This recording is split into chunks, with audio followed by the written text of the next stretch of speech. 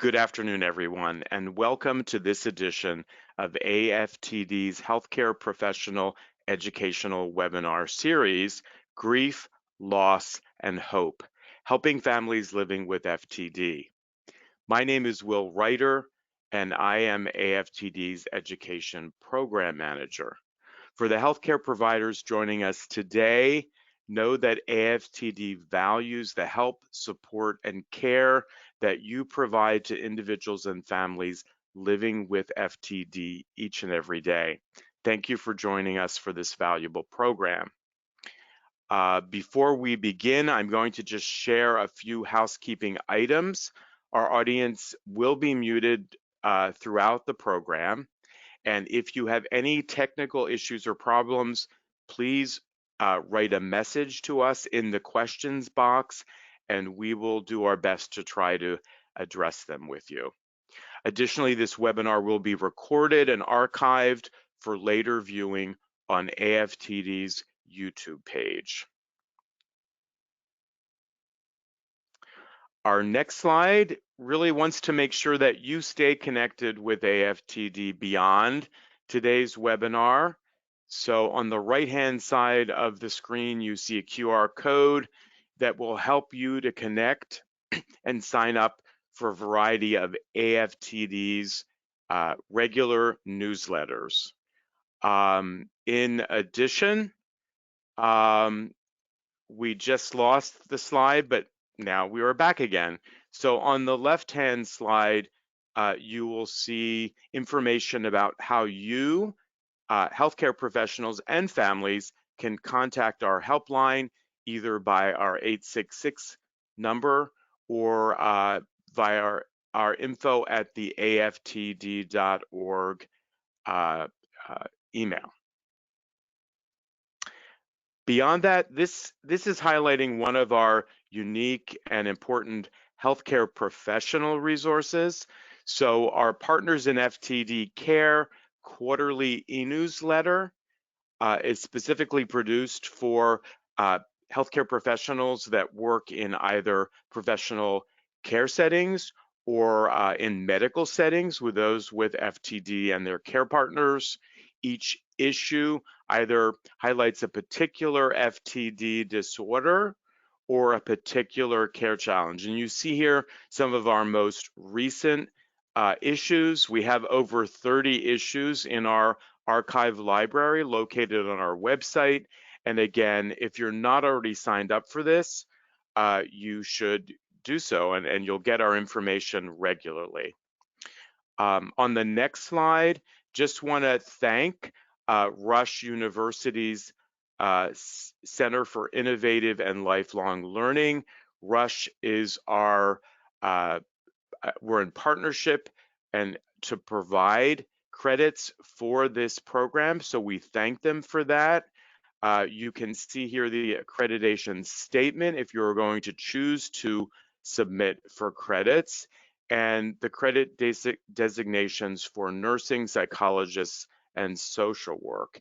In addition, on the next slide, just a bit more information. So you may not all be choosing to apply for credit, but know that if you want to, you will receive an email from us tomorrow with the link to apply for credit and information and guidance for how to do so. Again, that's through Rush University. And after you complete that credit application, you will be able to generate your certificate immediately. You must do that, though, within 10 days from the date of today's activity to get credit. And only those of you that are watching us live today can submit for credit. Just want to highlight the learning objectives for today's program. You should be able to recognize aspects of grief and loss specific to families living with FTD, describe how to best support those families as they cope with loss, and list 3 specific supports or approaches that can help families to discover resilience and hope. So before I have the privilege of introducing today's presenter, we are going to ask you a couple of quick questions. So we have two poll questions that should appear on the page. We want to get to know a little bit more about our audience. That will also help our presenter in terms of her upcoming presentation. So we want you to answer the question, and you only get to select one. Have you ever provided support to someone with FTD and or a care partner? Yes, once, yes, a few times, yes, many times, or no. And we will give you an opportunity to answer that question. Just a few seconds, and then hopefully I'm going to be able to pull up the answers. But if I struggle with that, oh, here we go. I'm going to look in the chat function and see if our web support staff person is going to put those answers. So right now, we do have answers, and I'll share those with you. So the preponderance, a majority of people have helped families with FTD many times at 51%. The next largest group is a few times with 25%, and then another 23% totaling together either once or never. So I would say a majority of people have some experience. So thank you for answering that poll question. Our second poll question to the audience is to give us a sense just of what you think either is most challenging in your experience or would be most challenging in working with families. And the responses, again, are helping them to grieve while responding to everyday challenges, helping them to feel their sense of loss while also taking care of others, helping them to support children through the process if they are parents or grandparents, assisting them to find aspects of strength and resilience, and supporting families to experience moments of hope. And again, in a moment, our webinar support person, Matt, will put that information into the chat so I can share the results with you. And there we go.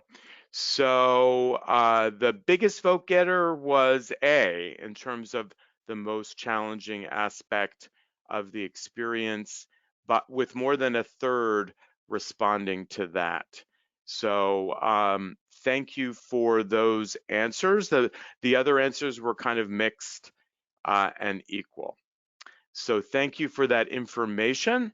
I am now going to mention just one or two other things that I forgot to mention. So you should also see on the webinar, GoToWebinar platform, we have provided you access to a PDF of our presenter's PowerPoint. So that is already there for you to access. We also have provided a link to one of our grief and loss resources, which is our Walking with Grief booklet. And then there is also additional information there to provide you regarding how to get credit. So now I'm going to get back on track. Thank you for listening to all of that. And again, it's my pleasure to introduce to you today's presenter. Mary O'Hara has over 17 years of experience in the field of neurological conditions and has worked extensively with those impacted by young onset dementias. She's a licensed clinical social worker and is a senior instructor at the University of Colorado School of Medicine. In addition to clinically supporting diagnosed individuals and families, she has helped to research and develop programs aimed at improving the quality of life for those diagnosed.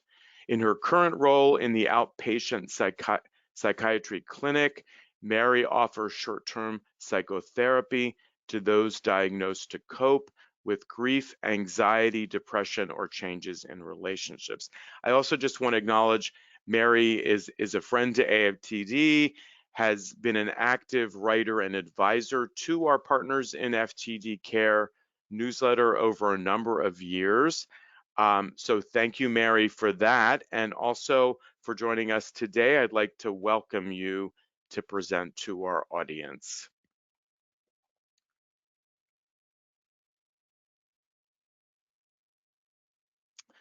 So Thank I you know so that, much.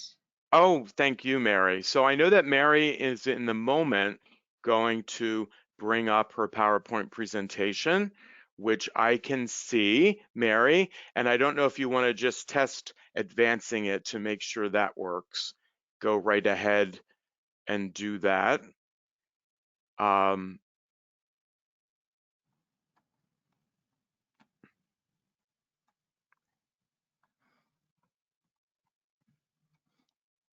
At the moment, we still see your title. There we go. Okay, Okay, it just there we advanced. go. So there might be a slight delay, but it does move forward. So we're back to your title slide. I'm going to go off camera and off mic. And thank you so much. Take it away, Mary. Thank you, Will, and thank you to the AFTD for having me, and thank you for everyone who's here today. We're going to spend our time together today talking about grief and the very unique experience of grief in living with FTD. But before I begin, I do want to share I have no potential conflict of interest or conflict of interest in this presentation. Before we begin talking about the experience of grief, I just wanted to do a brief overview of FTD. FTD is a type of dementia, and dementia is an umbrella term that's really used to describe a range of conditions that cause changes in the brain. So cognitive changes, behavioral changes, language changes, motor changes. And it's thought to be the leading cause of dementia in those younger than age 60. It's known to really present with initial changes in personality and behavior and speech and even movement. And we also know that people experience a long delay in diagnosis. It's thought to take about 3.6 years to get a diagnosis. There are FTD is really describing a cluster of complex disorders that have different presentations. So behavioral variant FTD presents with changes in personality and behavior. Primary progressive aphasia and the subtypes of that present with initial language changes. And then cortical basal syndrome, progressive supranuclear palsy, or FTD and ALS present with first motor function and movement changes. We know there are hundreds, thousands of losses to grief for families living with FTD. And so today we're going to be talking about the many losses, but also the different types of grief that people experience in living with this diagnosis themselves or family members caring for someone. Many of these happen at the same time for people. And so I really want today for you to see grief as this really overarching experience of the diagnosis, that it's not something that just some people experience, or it's not an afterthought to the condition. It really is the arc of this whole experience. And so I wanna really see it through that lens today, and then hopefully you take that into your practices and as another way of helping these families. So I wanted to begin by describing a few of these in more depth. So you may have heard of anticipatory grief before. This is really a grief that we experience before a loss has actually happened. And it's thought to help us prepare for the loss, to help us resolve issues before that loss becomes a reality. It can be experienced by both the person with the diagnosis and family members. And it's believed that anticipatory grief increases as the dementia advances, as there's less and less opportunity for sharing feelings for conflict resolution in relationships. It's also thought to increase as caregiver health deteriorates or changes, as a sense of caregiver burden increases, and also at a time when family members are planning to make a change in care that would result in a person moving into long-term care, moving into a facility. So we have evidence that anticipatory grief increases in these situations. Ambiguous loss is another term we use quite a bit in dementia and certainly with FTD. This is a term named by Pauline Boss to really describe the experience of someone being physically present, but psychologically or emotionally absent. And so there's no specific point at which a person is no longer the person that they were, because it's just so gradual and insidious and changing over time. But this also means that the family has no closure around the losses of the person. Again, this can be experienced by the person themselves and the family members. When I talk to people who have a diagnosis about this concept, it really resonates with their experience as well. This is challenging for the person and the family to grieve the losses of themselves or the losses of their family member and move forward because of the lack of closure, because of the ambiguity in itself. And then there's a term we call dementia grief, which is really the combination of ambiguous loss and anticipatory grief, and even other forms of grief, like disenfranchised grief, which is a grief that goes unrecognized, that's not seen by others, or perhaps is even judged by others, or it's felt to be judged by others. It can also describe delayed grief, which is a delay in our experience of grief because we have to get through something before we can begin to grieve. And so dementia grief describes this combination of all these types of grief that happen to people and families over time that can hinder the grieving process. And there are certain characteristics of it that are associated with dementia grief. So the first one is compounded losses. And this is really describing losses that build in number and that build in magnitude over time. And we don't have the ability to resolve one before the next one comes. And so it is just this compounding of losses that are building up over time. We talked about ambiguous loss. And then the other characteristic of dementia grief is the receding of the known self. So this psychological loss that occurs, that disrupts communication, that disrupts the awareness that the person may have about their experience. And it lessens the opportunity for sharing and for resolution and for connection.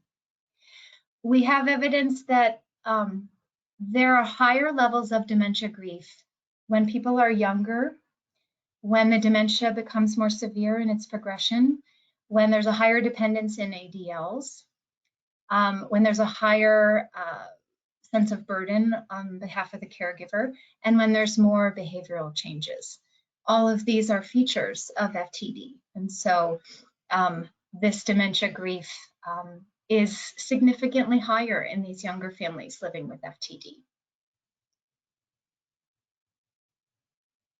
Another part of the dementia grief model that I wanted to describe for you is, I hope I didn't, okay, there we go,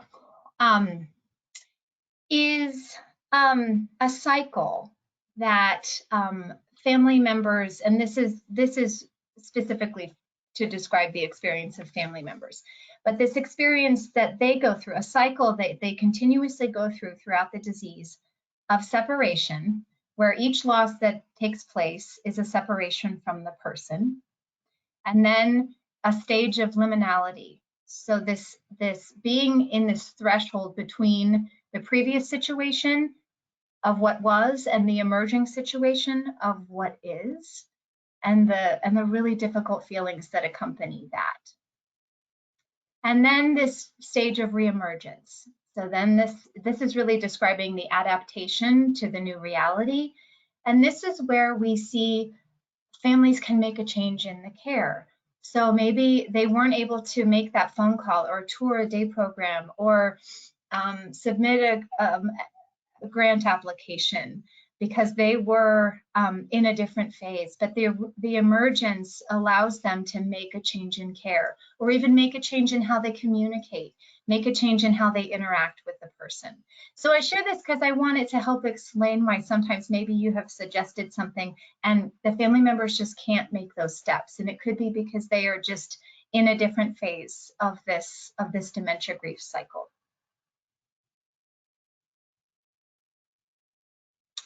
Perhaps you've also heard of prolonged grief, also known as complicated grief. This is a clinical diagnosis, prolonged grief disorder, and it is referring to grief that takes place after a person dies, a prolonged and severe form of grief that a person is having a difficult time resolving at least 6 months after a death. And so the research we have around this indicates that about 20% of dementia caregivers do experience prolonged grief disorder after the person they're caring for dies. And we also know that greater anticipatory grief can be a predictor of complicated grief when a person dies in caregivers. And reducing levels of caregiver burden, of caregiver stress, can also help to decrease the levels of complicated grief after the person dies, which is, I know, where so many of us are focusing our work, is trying to reduce that caregiver burden, the stress of these families that we work with. So now I want to build upon this concept of dementia grief and how it's different in FTD and what's unique about FTD. There are these features of FTD, the younger age of onset, the different presentation, the language, the behavior changes, and certainly the lack of a safety net, that are all features of the condition that I think we all recognize. But beneath those can be these secondary losses. And I want to talk a little bit about those. So I begin with the loss of the present. This disease is happening at a developmental stage in a family's life where, according to Erickson's stage of psychological development, between the age of 40 and 65, that group is really focused on producing something of value at that age, whether it's through their work or raising their children or contributing to the home. And this disease really disrupts that stage of development and really halts the focus of that stage of development. The loss of, and in addition to that, there are often young children at home. And so the young children losing a parent, slowly losing a parent, and perhaps losing the connection or the relationship with the well parent being affected just because of the stress of caregiving.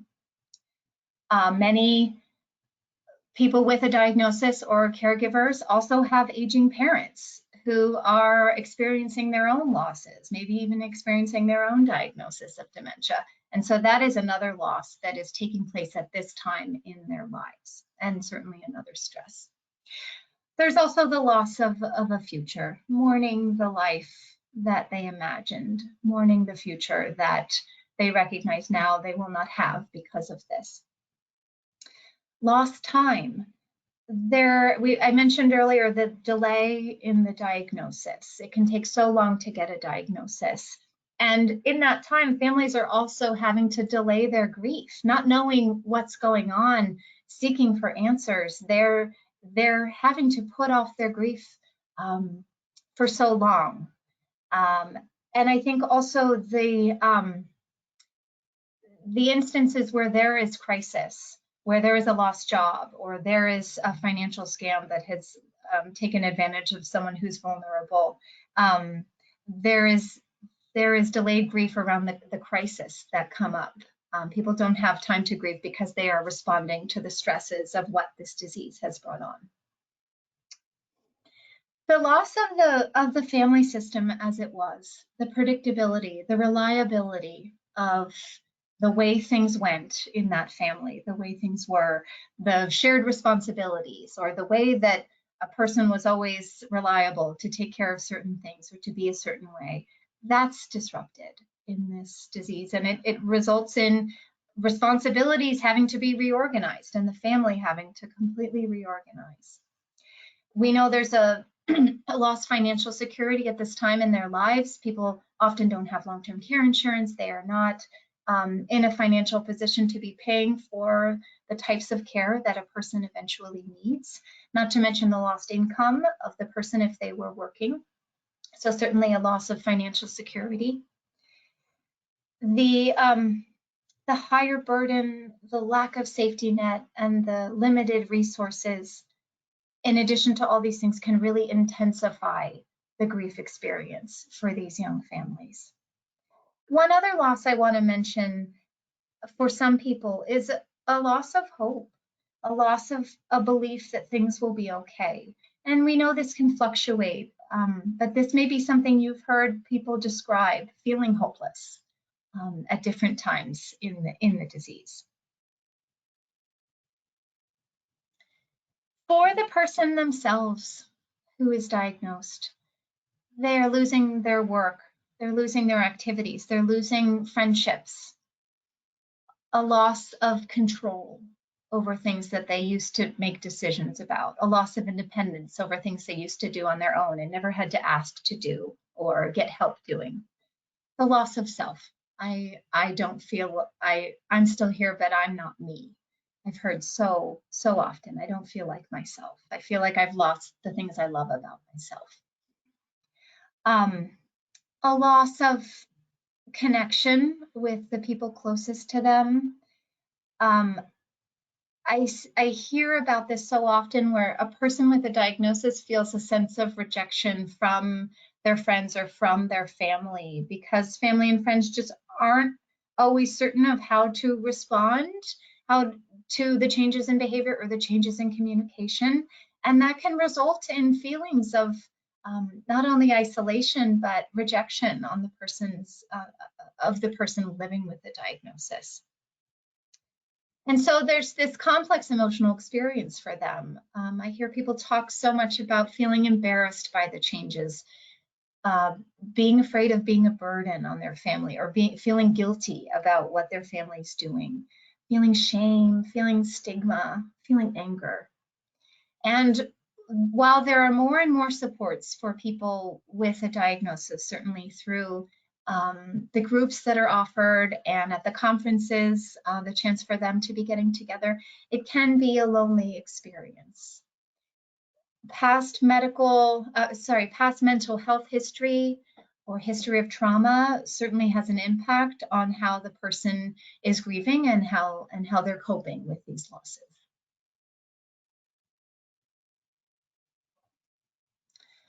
And the family has such a different experience as well. This loss of a shared reality. If a person who has been diagnosed does not have insight into what's happening, this is certainly a feature for the family. The person may just be experiencing the disease in such a different way or not think that anything is wrong, and the family's life has been turned upside down. I sometimes hear families describe a situation where the person maybe is so upset about losing their tools or losing the car, and that's what they're angry about. That's what they're really focusing their grief on. And they're not really seeing the bigger picture of it's because of this disease. And so the family members respond with this thinking of how that's so insignificant compared to the bigger loss that we're experiencing together. And so there's not a shared grief with the person they perhaps relied on for most of their lives. There are certainly losses in the parental relationship, losses in the intimacy between a couple. Family members also describe a loss of personal freedom. Maybe they are having less time to do the things that they once did that help them feel good, that help them cope with difficult things. Maybe they're having to work more, maybe they're having to work less. In some cases, as the disease advances, family members will describe the person just wanting to be with them all the time, being by their side. And that makes it really hard to have some privacy, to have a moment by themselves, to go to the doctor by themselves, to see a friend by themselves. This loss of privacy and personal freedom is certainly an experience. The loss of community. The families often unable to do the same things in their community, to have the same role in their community because of the illness. Hopefully these are things that can be modified, but it is still a loss that families experience. When there are unresolved issues in a relationship, so perhaps issues in a marriage that weren't resolved, or issues between a parent and child that haven't been dealt with, it can be very hard to resolve those things if there is a lack of insight now, or if the person has cognitive changes that would limit them from being able to resolve that, or even language changes that limit that. That's where redefining the relationship can be a coping tool for the caregivers when they're unable to resolve the things that they can no longer change about the relationship. Not being able to do more. I hear families speak about this so much, this grief around wishing they could do more for the person, even though they're already doing everything they can, and they just feel like they're not doing enough. And I think this disease contributes to that feeling. And so families really grieve not having the opportunity to do more and not feeling like they can do more for the person.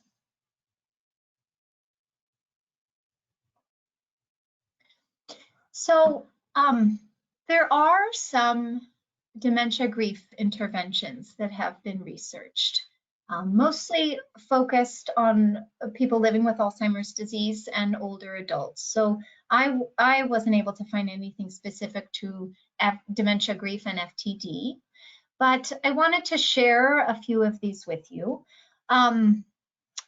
One that I wanted to mention was an intervention to improve grief-related symptoms for caregivers of people diagnosed with dementia.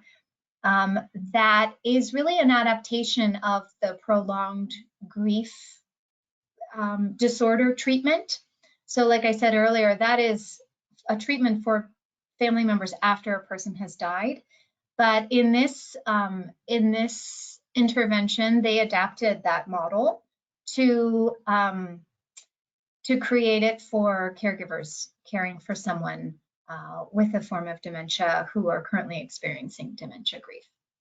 These that I've listed here did show significant reduction in symptoms associated with grief, an increase in resilience, in decrease in caregiver burden, and decrease in emotional pain. So there is work being done, and I think there is more to be doing. We also know that cognitive behavioral therapy, CBT, can be helpful in grief. I certainly use aspects of that in my work with people and families and modify it as needed. Pauline Voss also has tools to manage ambiguous loss that she has outlined in her work. So those are just some of the interventions that I wanted to share with you. So let's speak a bit about how we are supporting families in this grief. In my experience, I find it so helpful to really create a map with families. I often use the newly diagnosed checklist that's on the AFTD website to help families start to begin to choose what they need to focus on next. It can be so overwhelming just to have this diagnosis, to be thinking about the entirety of it while also grieving and managing day to day and just in this survival mode. And so to create a map can be really grounding to them. I think as part of this map, it can be helpful to include the importance of processing grief, as well as the steps they need to take for the legal or financial planning or to address safety. So having the grief processing being a part of that map, and then you're continuing to assess this to where you're going to provide the intervention.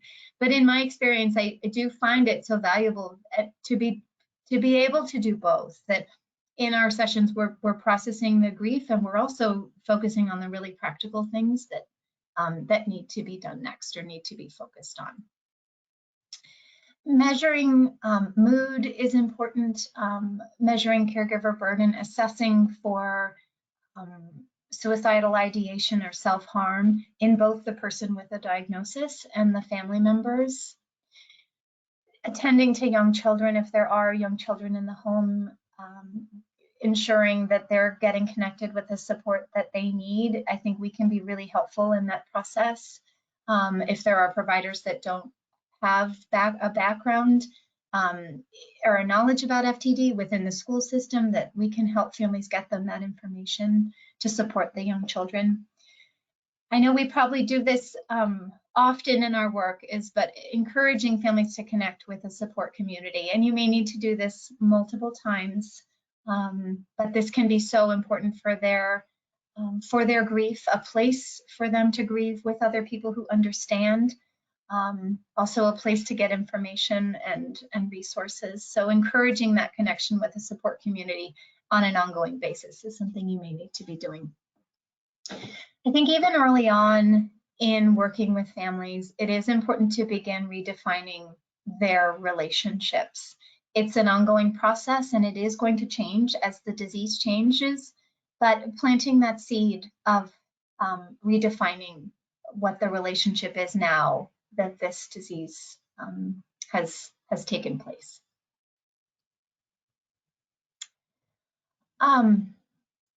Naming their experience can be so validating, and putting words to their experience, that they were feeling things but they didn't know there was a name for them, can be so helpful for families. And I think also really normalizing it. So naming the experience that there are these different types of grief that they're experiencing all at once. Helping them name the losses. What has been lost? What's still here? What remains? Knowing for them, helping them name how the grief shows up for them. What does it feel like in their bodies? What is it a reflection of? Why is it here? Why does it want their attention? What do they need to nurture themselves in that moment? What do they need to grieve in that moment?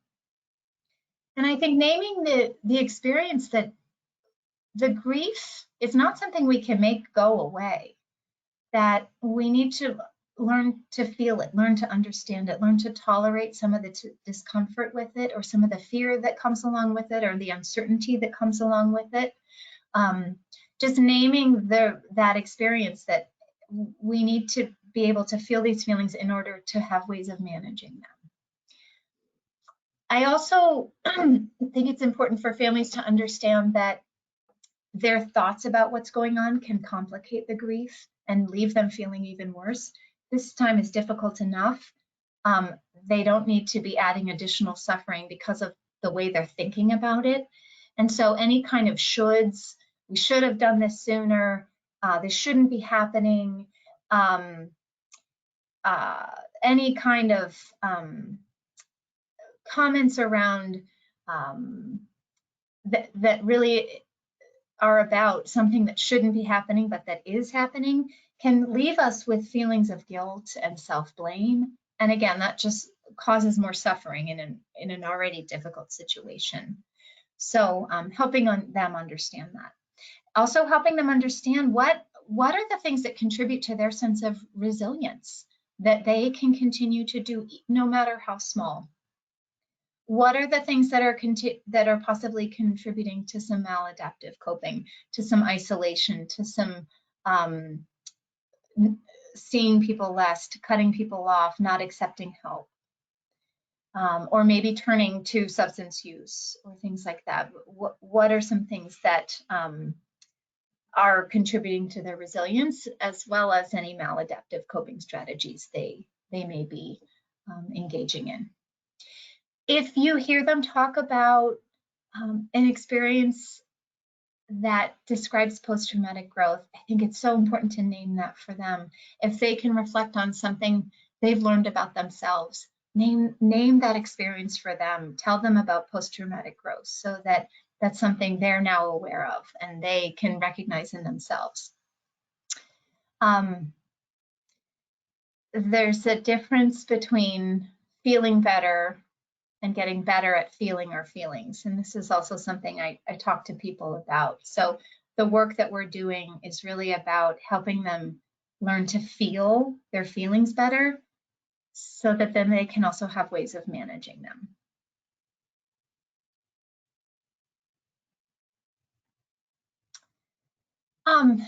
So some different exercises. I really wanted to give you something to take away today. So I've listed here some different types of exercises that allow people to understand, recognize their grief, understand how they need to process it, and what might be getting in the way. So just a simple exercise of them writing a list of what's most depleting for them right now, and then also what recharges them the most. And just having this visual list can also help them recognize, okay, where are some ways I can get a little more recharge? What are some things I can delegate on the depleting list? Or if I can't get rid of those things on the things that deplete me, how do I change my relationship with them? How do I think about them a little bit differently? So that recognizing their own battery, what's going to give them energy and what's really taking it away. What are their own protective habits for resilience? Are they seeing friends? Do they exercise? Do they get good sleep? Are they engaged in hobbies? What are the things that they're doing that continue to promote resilience or connect with resilience if they don't feel those things? And I know that caregivers don't have a lot of time, or even people with a diagnosis. This can be hard to do. But not impossible, and certainly starting small. What are things that people can do even on their most difficult day that contribute to that sense of resilience? Exercises around control, I think, can be really helpful, especially in terms of acceptance.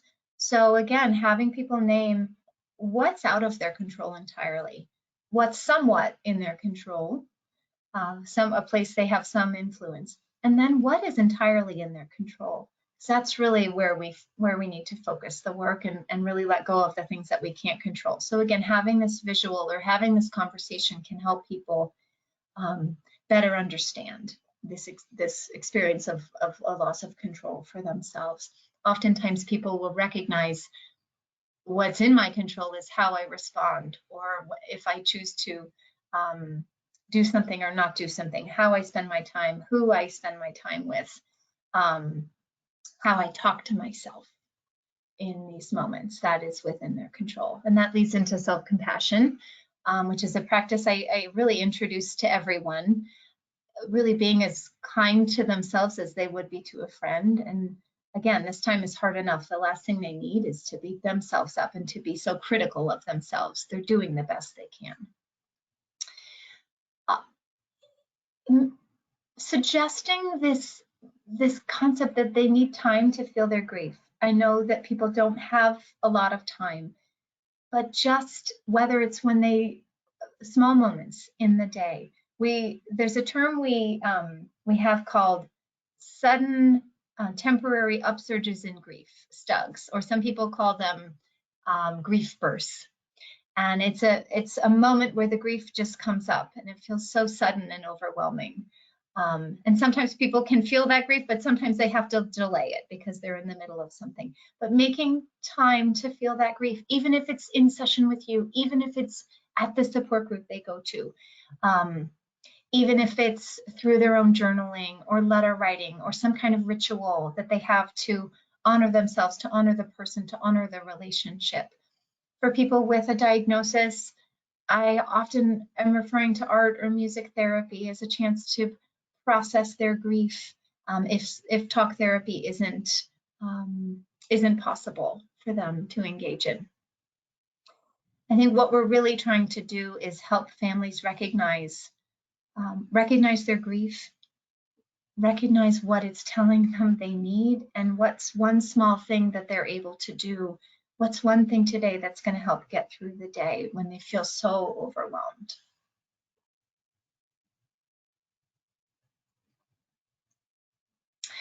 I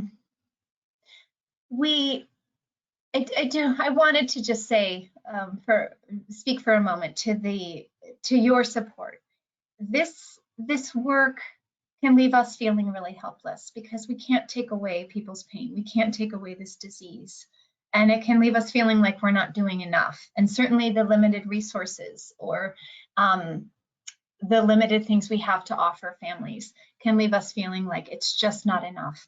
And so that's why I think it's so important to consult with colleagues who are going to remind you you're doing more than you know, just by holding the space for these families, just by helping them get to the next step, by naming their experience, by validating their experience, by listening and helping them hear things in their own experience that maybe they need to hear. So continue to consult with your colleagues around this difficult part of supporting these families, and certainly be patient with their process, knowing that they're in their own cycles. And even if something doesn't land, a resource or a suggestion at one point, coming back to it, they may be in a different place to hear that and in a different position to take the next step. So just a few takeaways. As I said in the beginning, the overarching experience of FTD is grief. This is not an afterthought. This is not something that just some people experience and talk about. This is the disease. And so, and it's not something that's resolved in 4 easy steps. It's a process that they are going to experience and something they're going to experience throughout the disease. There's nothing we can do to take it away. Our work can really focus on helping people understand their grief, making time to tend to their grief so they can manage the symptoms of it and manage their relationship with it.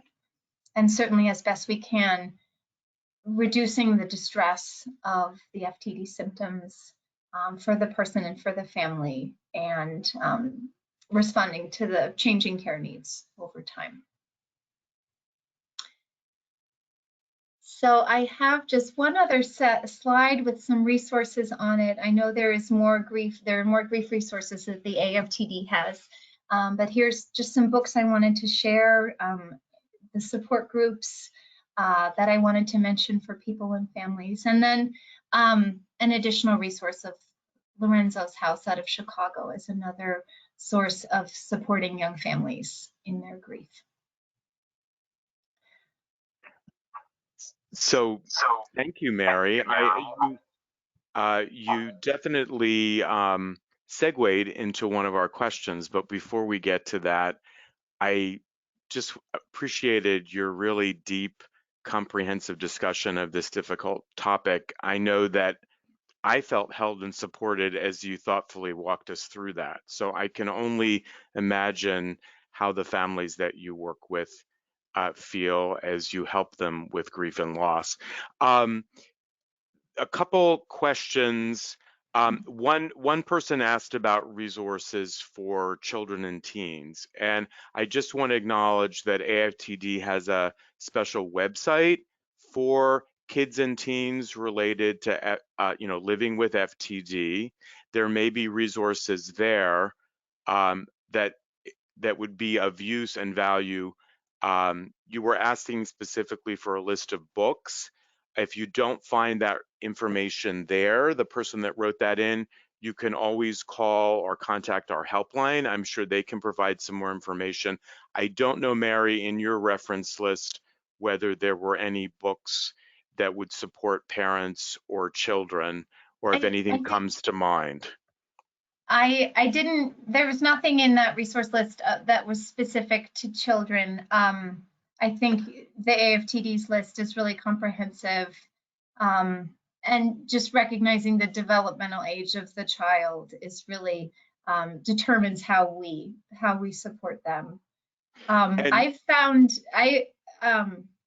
that a lot of families have positive experiences just starting with their school counselor as just a place to begin, and then that school counselor might know of additional grief resources, and that's a good place to begin for families with young children. And you did mention Lorenzo's House, and I just want to highlight, so they were part of last year's AFTD Education Conference because it was in Chicago, and they did a special session on kids and teens and FTD, and a recording of that is available on our YouTube, and also encourage you to check out their website. I'm sure they have information of value to professionals wherever you work across the country. I'll move on to another question, but before I do, I just want to acknowledge a number of people had difficulty finding the PowerPoint and other materials under handouts on the GoToWebinar platform. I'm not going to walk you through that, but I just want to make sure you know that next week AFTD will send everybody a follow-up email, and those handouts, including the PDF of the PowerPoint, will come directly to you in your inbox, so you will have it. Another of our attendees asked specifically about the grief map, and you know what that is, whether they can get it or whether it's something you construct individually with your family. So maybe you could talk a little bit more about that, because I know for me, when you said that, I'm very visual, and I know that when I'm working through things, having something visual in a map is of real value. So say a little bit more about that, Mary. So, like I said, I often begin with the newly diagnosed checklist that's on the AFTD website, just as a place to help families decide what they need to do next, where they need to focus their energy. Like I said, they're so overwhelmed. Perhaps the delayed grief is now coming up for them, and to just choose one thing that they're going to do next or one thing to focus on can be really overwhelming. And so just having that list as a place to begin, and they obviously are the ones to decide what they need to do first. But I think getting out that handout can be really helpful in helping them identify, okay, where do we begin? What small step can you take until we meet again? Or what small step? Yeah, go ahead. And so we will provide that checklist as well in that follow-up email that will come the end of next week, so a week later. So those of you that are interested in that, to base your work on, you know, creating a map, we will make sure that we have that for you. I just want to acknowledge there's a lot of positive comments in the questions, Mary. So thank you so much. I think one of the questions that you may have talked a little bit about, but I'll ask it more directly, is, you know, what are your thoughts and value on therapy or grief work for the person with FTD in the early stage to mid stage? Maybe you could just speak a little bit more about that and how that might work, whether it's in a support group or whether it's in individual counseling or therapy. Yes, so it's actually, I didn't talk about this very much, about the insight of the person with the diagnosis. So we know that insight, awareness of what's happening, can really range. But it's certainly not so black and white, like a person doesn't have insight or they do have insight around their grief. So they may not appreciate or fully understand or have insight around the whole picture, but they are certainly grieving the loss of no longer working anymore, no longer driving anymore. And so that is where I think there can be a processing and there can be support. And there are certain circumstances where it's clear that a person is having a harder time participating in something like psychotherapy or talk therapy. And so that's where I look to alternative forms of therapy, like I mentioned, art therapy or music therapy or horticultural therapy, or a number of different alternative ways of expressing themselves. I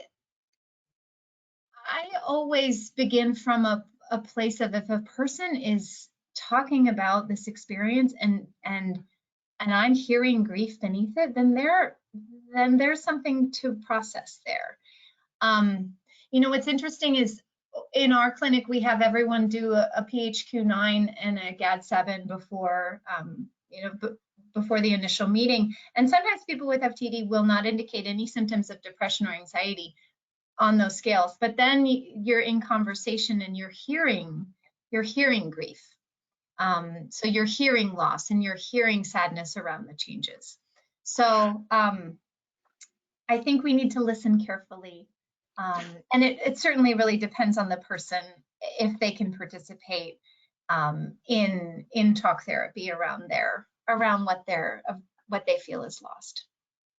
So I appreciate you mentioning other modalities, because you know, we've done a session on creative arts, and my background actually is in music therapy. So I know that for all of us, there may be different ways beyond talk therapy to express our emotions in ways that we may not even be aware of until we're, you know, in that space with someone who can guide us. So appreciate that. There are a lot of good questions, and I think what we'll try to do, Mary, is provide some additional resources in our follow-up email. Thank you so much for spending time with us today and talking to healthcare professionals. Clearly, we had a really nice turnout, and there's a lot of resonance with things that you had to say. So we're going to come to a close, and I'm just going to do a few quick updates on things that are coming, but thank you so much, Mary. Appreciated your presentation. So we're going to move beyond questions and just share with you our next educational webinar, which is coming up in November, is why progressive supranuclear palsy and corticobasal syndrome, why clinical trials for these two types of FTD disorders matter, and that's coming up in November. It's not a continuing credit webinar, but it will be of interest to both healthcare and professionals and families. Then in December, no, I'm sorry, we're going to go to the next slide. And first I'm going to mention that in the meantime, if you're interested in learning more about research opportunities, and there's a lot happening currently in terms of research into new therapies and diagnostic tools for those with FTD, you can learn more you yourself as a professional by going to and signing up at the FTD Disorders Registry. It's also primarily a place for, you know, persons diagnosed, families, and caregivers to sign on, to learn about what's currently taking place in research, and to even then engage and participate, and their personal information is never shared. Our AFTD newsletter is always sharing information about current and new research. So check those out. Coming up in December, as we move to the next slide, our next continuing credit webinar is Approaching a Cure, FTD Genetics and Clinical Trials on December 7th. You can't sign up for either of these webinars yet, but they will be coming soon, and we are in process on CME and CEC credits. And then the last thing I'll say, way off in the future in 2024 on May 3rd is our AFTD Annual Education Conference. We are going to be in person in Houston, and of course, also virtual available everywhere virtually on that date. So please look for that information. You'll be getting information about that since you signed up for this webinar as soon as registration becomes available. So let me just close and say thank you again for joining us. The Association for Frontotemporal Degeneration is working hard along with you to help individuals and families find help and share hope. You know, best wishes to you. Thank you so much.